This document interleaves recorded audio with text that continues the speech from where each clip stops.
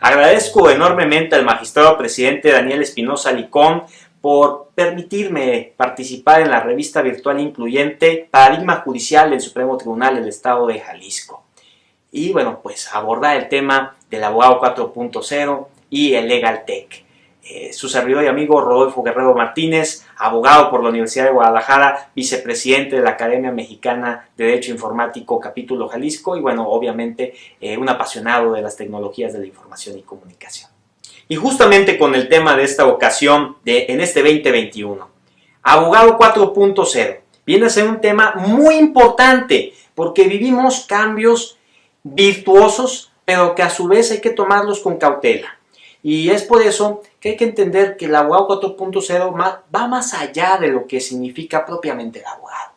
Justamente, bueno, un profesional del derecho que se encarga de garantizar todo lo escrito por la Constitución de nuestro país y obviamente leyes especiales y tratados internacionales. Va más allá del mero procedimiento judicial, administrativo, porque se expande enormemente con el hecho de la aplicación idónea de las tecnologías de la información y comunicación. Entonces, hay que entenderlo como este conjunto de habilidades que forman parte de un profesional del derecho para no solamente llevar su ejercicio en lo local, sino también en lo nacional y en lo internacional. Y bueno, entonces, ¿cuáles son estos temas que componen este abogado 4.0 para ser tan eficiente como se espera en este siglo XXI y en este año tan paradigmático? Bueno, justamente es la inteligencia artificial, adjunto con el machine learning, por supuesto, la analítica de datos, lo que es el conocimiento de propiedad intelectual, derechos de autor y por supuesto lo que tiene que ver con el tema de delitos informáticos, que mucho hace falta que se contemple en toda la extensión de la palabra en el Código Penal Federal y propiamente en el código de esta entidad federativa.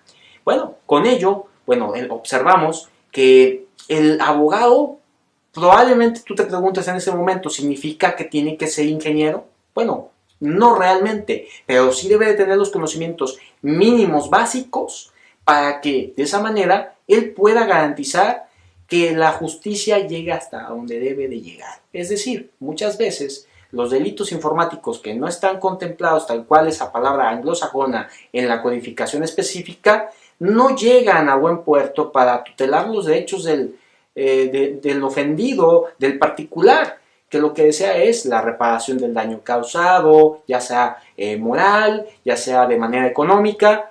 ¿Por qué? Bueno, pues el abogado no entendió que la tecnología no simplemente se trata de cosas en papel, se trata de conservar de una manera muy idónea el estado de ese ordenador, de ese teléfono celular, para que un perito, que bueno, en este caso son peritos adscritos al Consejo de la Judicatura, en este caso del Estado de Jalisco, pueda analizarlo y pueda presentarlo junto con obviamente el abogado al juez y él pueda valorarlo de una forma oportuna y pueda decir, lo que tú me estás diciendo lo creo porque ya lo entendí y además veo que no hubo ningún tipo de perturbación a la prueba.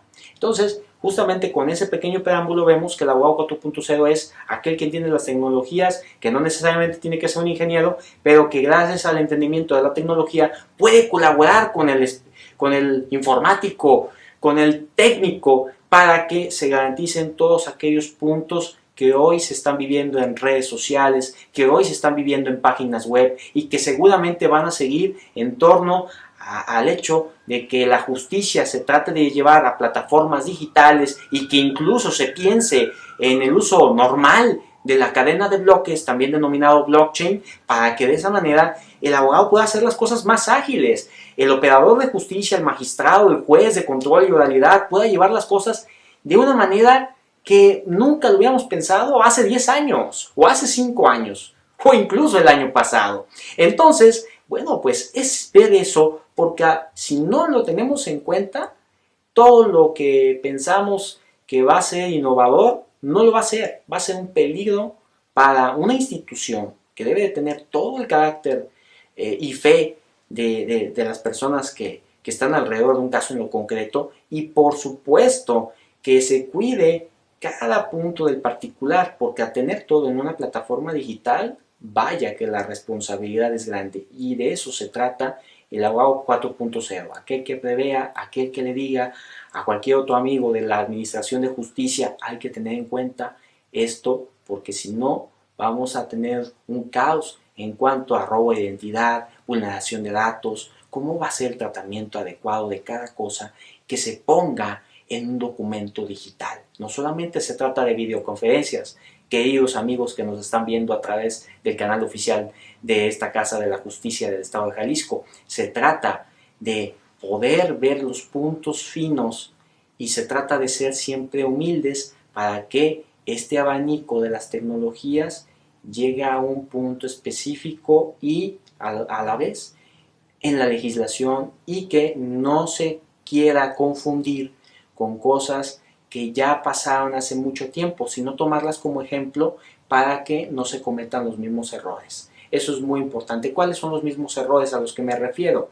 A que tú tomes una legislación y digas, bueno, esto viene muy al caso concreto, pero dices, pero está el tratado internacional o se trata de protección de datos personales, tomo el reglamento general de protección de datos personales de la Unión Europea y lo pongo al caso concreto, porque recordemos que México es parte de muchos tratados internacionales y que tienen que ver con cosas tan importantes como la habeas data. Entonces, ese tipo de cosas son las que hoy por hoy debe de ser un profesional del derecho 4.0.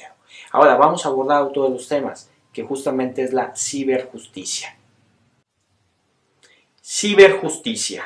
Y viene muy ad hoc con el tema que estábamos abordando de que el juez deba de aplicar las tecnologías, y no solamente en un tema de videoconferencia, que es muy importante, sino también en toda la extensión que comprende pues el uso aplicado de todas las tecnologías, que como lo estábamos viendo con el abogado 4.0 son varias. A ver, ¿qué es la ciberjusticia? Bueno, la ciberjusticia podríamos considerarlo como esta integración de tecnologías para la resolución no solamente de casos en lo judicial, sino también en lo extrajudicial, poniendo a colación el tema de los métodos alternos de solución de controversias o de conflictos. En este caso, su bloque de arbitraje, conciliación y, por supuesto, mediación. Y bueno, entonces debemos entender que hay diferentes matices, y dentro de estos matices debemos ahora poner el segundo tema dentro de esta sesión que comparto con ustedes, que es el Legal Tech.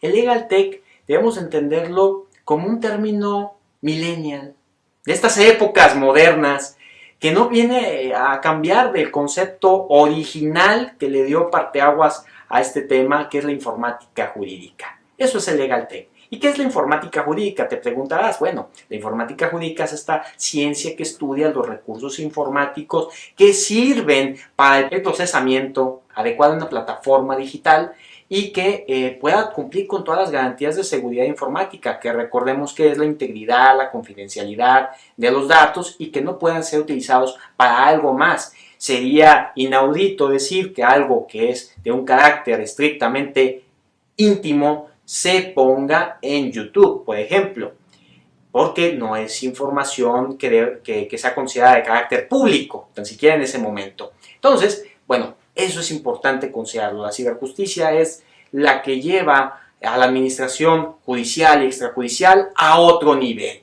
de transparencia, de rendición de cuentas, pero siempre y cuando se analice qué cosas deben de tocar el piso para que las personas dentro de los canales públicos tradicionales de comunicación a través del ciberespacio, sí me refiero a YouTube, sí me refiero a Facebook, estén en esos recursos.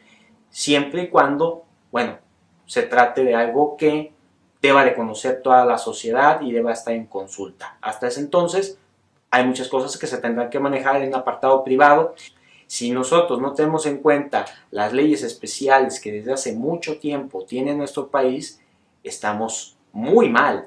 Y es la Ley Federal de Protección de Datos Personales en posesión de particulares, también la de sujetos obligados, las que se deben de aplicar al caso concreto para que estas plataformas digitales que llevan a optimizar a estos cibertribunales no les pase algún incidente de ciberseguridad, que puedan contar con esta seguridad informática a la que hacía referencia hace unos momentos, que pueda haber un criterio de lo que es anonimizar datos. Y por supuesto, aplaudo mucho que se esté considerando el trabajo conjunto con instituciones de transparencia como lo es IDITEI en el caso de Jalisco para aplicar el test data. Pero hace falta mucho más porque vamos a un tema de datos. Y el tema de datos involucra el Big Data y involucra el Internet de las cosas. Involucra todo aquel aparato que lleva el administrador de justicia, que lleva el particular y muchas veces no se sabe qué va a pasar. Porque no se trata simplemente de pensar, oh, es que todo se debe a un virus informático, el cual hackeó los sistemas y todo se cayó y hubo muchas víctimas. No, se trata de ver que si tú careces de los conocimientos mínimos indispensables, el modus operandi para atacar una institución puede ser internamente y esto se debe a que no te hackearon el ordenador, te hackearon la mente. Y es porque tú diste información que son accesos de seguridad a una plataforma que no debiste pasar, o tú tienes un teléfono que utilizas tanto para lo profesional como para lo personal y eso llevó a que no solamente pusieras en riesgo tu trabajo profesional, sino también la de toda una institución, organismo que debe de ser siempre blindado ante el hecho de garantizar el derecho y también el respeto a todas las personas que llevan sus casos en diferentes salas que compone el Supremo Tribunal de Justicia. Entonces, ya vemos que estos dos importantes temas llegaron para quedarse. La virtualidad siempre va a ser una aliada, siempre que se tenga el conocimiento y la cautela necesarios para que funcione todo viento en popa. La inteligencia artificial, recordemos que es a imagen y semejanza del ser humano. Entonces, si la tecnología es para y creada por los humanos, lo que debemos hacer es utilizarla de una manera ética, profesional, moral. Y termino con esto, queridos amigos. El derecho no es estático, es una ciencia que siempre está en constante movimiento. Nadie ni nada lo va a poder frenar, pero nosotros somos responsables de que se lleven las cosas de manera armónica, en paz y que se garantice siempre el Estado de Derecho. Cuídense mucho y le agradezco como siempre al Supremo Tribunal a través de esta importante revista virtual el hecho de que me puedan considerar para colaborar y participar. Lo mejor para este 2021 y nos vemos muy pronto.